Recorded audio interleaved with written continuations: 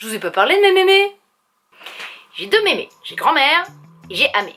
Grand-mère a 89 ans et Amé a 85 ans. À chaque fois que je les vois, on parle. Elles me racontent. Elles sont bavardes, elles sont assez bavardes, mes mémés. Mais moi, j'adore les écouter, donc ça tombe bien. Grand-mère a refait l'arbre généalogique de la famille. Elle fait rue d'histoire et donc elle est remontée jusqu'en 1615. Donc ça, c'est quand même assez génial. Elle me raconte l'histoire de nos ancêtres, en tout cas de ce qu'elle a pu glaner. Et surtout, grand-mère, elle aime beaucoup me raconter la période où elle avait 20 ans et où elle est partie à Londres et à l'île Maurice. Et donc ça, évidemment, si vous avez le livre, c'est un peu l'histoire que j'ai reprise. Sachant que quand elle y est partie, elle avait 20 ans, donc c'était en 1948.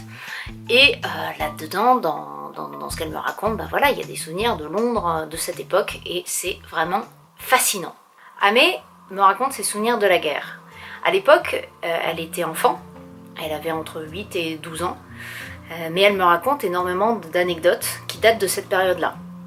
Notamment la fois où la Wehrmacht a occupé la maison pendant un certain temps et où les soldats ont vidé complètement la réserve de charbon parce qu'il faisait super froid, il faisait moins 20, c'était dans l'Est en plus, donc il faisait vraiment très très froid. Elle me raconte aussi la fois où ils avaient planqué un parachutiste dans le grenier, donc qui était une période un petit peu stressante, mais aussi elle me raconte ses histoires de petites filles, notamment son amitié avec plein d'animaux, une biquette qu'elle avait sauvée de la noyade, des ânes qui la suivaient partout, qu'elle adorait. Et donc en fait, voilà, donc mes grand-mères, à chaque fois que je les voyais, elles me racontaient, alors parfois c'était toujours la même histoire, mais bon, ça me dérange pas, comme ça j'étais sûre de m'en souvenir. Et puis parfois c'était d'autres histoires, et en fait un jour, elles m'ont montré. C'est-à-dire que grand-mère, elle, est allée récupérer donc des photos qu'elle avait gardées dans une boîte à chaussures dans le grenier. Et surtout, elle m'a montré des lettres. Les lettres qu'elle a écrites quand elle avait 20 ans, en 1948, et qu'elle a écrites à ses parents. Et donc c'est des lettres qu'elle a envoyées quand elle habitait à Londres, elle a passé 1 an à Londres, et ensuite quand elle est allée voir la famille à l'île Maurice, parce qu'on a de la famille à l'île Maurice. Et c'est très très très impressionnant de voir ces lettres. Et Amé, elle a retrouvé des films en noir et blanc qui datent de la période qu'elle me racontait, quoi. Donc où je la vois, petite fille, en train de nourrir les biquettes, en train de jouer avec son chien Flirt. Alors évidemment à l'époque on disait Flirt. Donc avec son chien Flirt, qui était un samoyède blanc et qui malheureusement est mort le jour du débarquement. Donc pour Amé, le jour du débarquement c'est un jour, évidemment, pour une enfant de 12 ans, c'est d'abord la mort de son chien avant d'être le débarquement. Bon après évidemment, elle s'est rattrapée, hein. C'est très important le jour du débarquement, elle a plein d'amis américains qu'elle remercie à chaque fois d'être venus nous sauver pendant la Deuxième Guerre mondiale. Donc voilà quand même.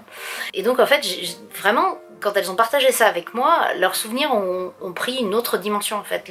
Leurs souvenirs sont devenus aussi réels à mes yeux qu'aux leurs. Et là j'ai commencé à me poser des questions. Questions existentielles, je pense qu'on se pose tous quand on atteint la trentaine et qu'on avance de plus en plus dans cet âge-là. Mais je me suis demandé, voilà, qu'est-ce qui faisait une vie? Qu'est-ce qu'on gardait? Parce que voilà, ces souvenirs-là sont importants, qu'elles m'ont raconté. Et a priori, ça fait vraiment partie intégrante de leur vécu, de leur personnalité. Et moi, avec le recul, je me suis dit, qu'est-ce que moi je vais garder? Quels sont les souvenirs que je vais garder, sachant que moi j'aurais beaucoup plus de support qu'elle pour me souvenir des choses. On a beaucoup plus de photos, on a beaucoup plus de films, on a les mails, on a les réseaux sociaux, donc on a beaucoup d'aide à la mémoire, j'ai envie de dire. Et ça, voilà, ça m'a interpellée, je me suis dit, waouh, qu'est-ce qui fera mes souvenirs? Et donc ensuite j'ai fait une autre chose, j'ai sorti mes photos. J'ai regardé, je me suis mise à reprendre mes photos d'enfance. Et j'ai feuilleté, j'ai un album photo comme ça, et donc voilà, je me suis mise à le feuilleter. Et ensuite, il y a un moment donné où j'ai arrêté d'imprimer les photos, et donc en fait j'ai regardé les photos qui étaient sur mon disque dur, photo numérique. Et là, nouvelle sensation de vertige, parce que je me suis rendu compte que j'étais pas la même personne qu'il y a 10 ans ou qu'il y a 20 ans. D'ailleurs ça m'a fait un peu stressée de me dire il y a 20 ans et je m'en souviens. c'est un petit peu stressant. Quand j'ai dit ça à grand-mère, elle m'a dit oh bah tu sais c'est que le début. Hein. Bientôt tu vas encore rajouter des dizaines. Hein, donc voilà, et donc je me suis dit que on change dans un monde qui change. C'est peut-être un peu une évidence à dire, mais c'est vraiment vrai et on en fait vraiment l'expérience quand on prend le temps de regarder en arrière. Et à partir de là, je me suis posé la question de ce que j'allais faire du reste de ma vie. Et à ce moment-là, j'ai pris un stylo et je me suis mise à écrire. J'ai deux mémés, j'ai grand-mère et amé. J'ai pioché les expressions fétiches de chaque grand-mère. Hein. Donc du côté d'Amé, on a, à chaque fois que je lui demande comment elle va, elle me dit « Oh bah tu sais comme un vieux machin ». Donc ça, tac, noté dans le bouquin. Et grand-mère nous a sorti, alors qu'on était en train de déjeuner en famille, à 16h, pouf, il y a des gens qui arrivent. Et elle qui descendent de voiture, qui se garde devant la maison. Et elle, très fort, la porte était ouverte et tout, donc ils ont forcément entendu. Elle, très fort, c'est qui ces cocus qui viennent nous emmerder à cette heure-là? Non mais on était, mais pliés. Donc ça, évidemment, je l'ai noté, quoi. C'est qui ces cocus qui viennent nous emmerder, etc. Ensuite, toutes les deux ont énormément de points en commun. Hein. Le principal étant leur voiture ruinée par les chiens. Il n'y a pas d'autre mot. Hein. La voiture avec tous les poils accumulés, hein, plus les odeurs, hein, évidemment, parce que le chien, ça sent fort. Donc la scène que j'ai décrite avec Pénélope et Mémé dans la voiture, c'est une vraie scène. C'est vraiment quelque chose que j'ai vécu avec les deux grand-mères. Donc ça, c'était très drôle, j'étais obligée de le mettre. Qu'est-ce qu'il y a d'autre? Qu'est-ce que j'ai mis d'autre? Et donc, d'ailleurs, Amé qui a perdu l'odorat, donc ça c'est pas cool la plupart du temps, franchement pas cool, donc ça s'appelle l'anosmie, hein, comme ça vous avez un nouveau mot. Et donc il y a quand même des moments où c'était très très pratique pour elle, notamment à l'époque où elle avait un boxer. Alors je sais pas si vous connaissez ces chiens là, mais c'est des chiens qui pètent et ça pue, c'est une horreur. C'est très très gentil hein, comme chien, c'est vraiment les chiens les plus sympas du monde, mais ça pète. Et donc quand le chien donc, nous faisait un petit concert olfactif comme ça, Amé était là, oh mais non, mais vous dites que des mensonges sur mon chien, moi je ne sens rien. Donc ça nous a encore fait des crises de fou rire géniales. Donc voilà, et puis aussi une autre chose que j'ai prise de grand-mère, c'est le assez panier, parce qu'elle aussi elle a eu beaucoup de chiens. Et donc la façon en fait de gérer un chien qui aboie, ces mots-là marchent bien.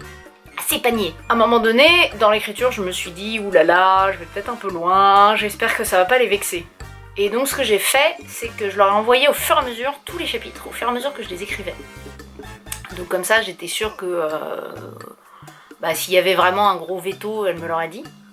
Et puis, en fait, elles se sont prises au jeu de la relecture, de la vérification des fautes, parce que j'avais laissé des fautes d'inattention, hein, quelques fautes d'orthographe, parfois ça arrive, hein, voilà. Et donc on a toujours besoin de relecteurs. Et donc mes grand-mères ont fait ça, et puis aussi relectrices en cohérence. Elles ont aussi à relever s'il y avait des incohérences, s'il y a des moments qu'elles comprenaient pas, ou donc voilà. Donc ça c'était assez chouette de les avoir aussi en tant que lectrice au fur et à mesure que j'écrivais le livre. Parce qu'aussi ça me motivait, parce qu'elles voulaient savoir la suite. Non mais... Et puis aussi, ce qui est très drôle, et ça j'ai trouvé ça assez intéressant, c'est qu'elle voulait savoir aussi ce qui allait arriver à Pénélope. C'est-à-dire aux personnes de mon âge en fait. Et je me suis rendu compte que... Tu fais la mise au point, oui? Allez, je suis là. Et je me suis rendu compte qu'en fait, avec ce livre-là, je les aidais aussi à comprendre la génération, ma génération. Et je me suis sentie assez utile dans ce sens-là, où je me suis dit, que j'apprenais des choses à mes grand-mères, que c'était à mon tour de leur apprendre des choses. Donc ça m'a fait plaisir. Et voici donc qui conclut ma petite vidéo sur mes mémés. Et j'espère que ça vous a plu. Et puis toujours pareil, hein, n'hésitez pas à lire mon bouquin. Il est bien. C'est validé par mes mémés, donc franchement c'est bien. N'hésitez pas à vous abonner à la chaîne pour voir les autres vidéos que je vais poster. Et en attendant, bonne journée ensoleillée. À bientôt. Alors mémé, pour t'abonner, tu prends ton mulot, tu le pointes sur la photo, ma photo. Voilà, donc tu prends ton mulot, tu cliques sur ma photo, voilà. Si tu veux me suivre sur les réseaux sociaux, normalement il devrait y avoir des boutons aussi. Donc tu cliques sur les boutons qui correspondent. Voilà. Et si tu veux acheter mon livre, eh bien, tu vas sur Amazon, www.amazon.fr ou .com/fr. Bref, tu tapes Amazon dans Google. Dans la barre de recherche Amazon, tu tapes mes mémoires et ensuite tu cliques sur le livre. C'est clair ? C'est simple, sinon tu demandes à maman. Hein. Demande à maman, elle va t'aider, d'accord mémé ? Voilà, allez. Et puis, pourquoi tu veux un bouquin ? Je te l'ai déjà envoyé. Hein ? Ah, c'est pour tes copines ? Ah, et bah écoute, voilà, tu leur dis ça, tu leur mets le lien vers cette vidéo. Mais si elles savent se servir d'un ordinateur, voyons, enfin... Mais si, voyons, voilà, hein ? Oui, eh ben c'est bien, allez, à bientôt mémé.